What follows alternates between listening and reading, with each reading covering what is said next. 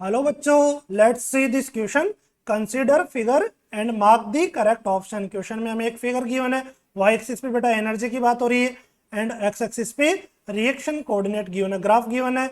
Reactants बेटा यहाँ पे एक्टिवेटेड कॉम्प्लेक्स को फॉर्म करके किसमें प्रोडक्ट्स में कन्वर्ट हो रही है एंड यहाँ पे E1 and E2 energies given है। सो देखिए फर्स्ट ऑप्शन में हमें गिवन है activation energy of forward reaction क्या गिवन है E1 plus E2 and product is least stable than reactant. Option B में गिवन है activation energy of forward reaction is E1 plus E2 and product is more stable than reactant.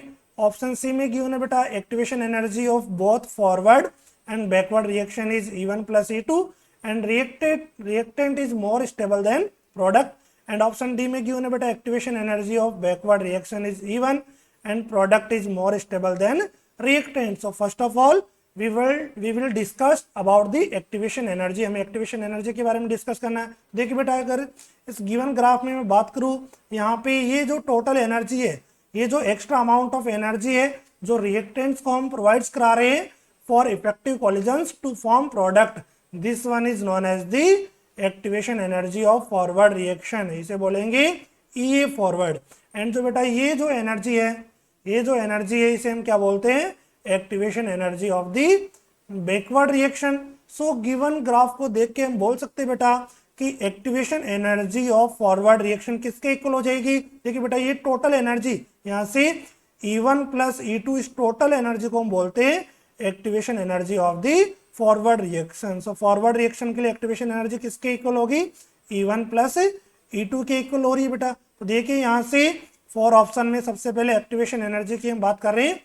So activation energy of forward reaction E1 plus E2, यहाँ तक statement बेटा ये सही है। Activation energy of forward reaction E1 plus E2 ये statement भी यहाँ तक सही है। यहाँ तक दोनों स्टेटमेंट अभी सही है बेटा।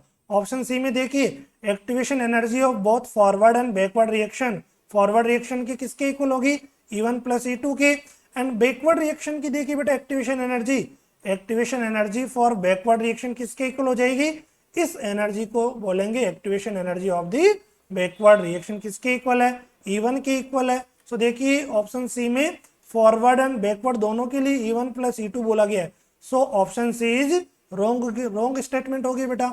ऑप्शन डी में देखिए activation energy for backward reaction क्या गिवन है क्वेश्चन में E1 गिवन है एंड बैकवर्ड रिएक्शन की एक्टिवेशन एनर्जी कितनी आ रही है E1 आ रही है। सो यहाँ तक बेटा ये स्टेटमेंट भी सही है।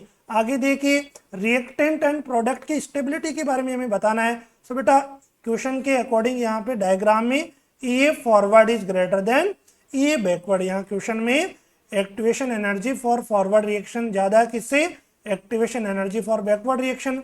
मींस डेल्टा एच की वैल्यू क्या होगी बेटा greater than zero, means positive होगा।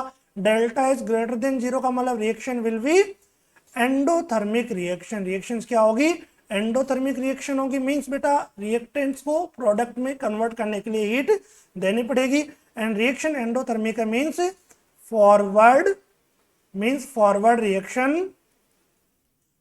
Reaction is not favourable.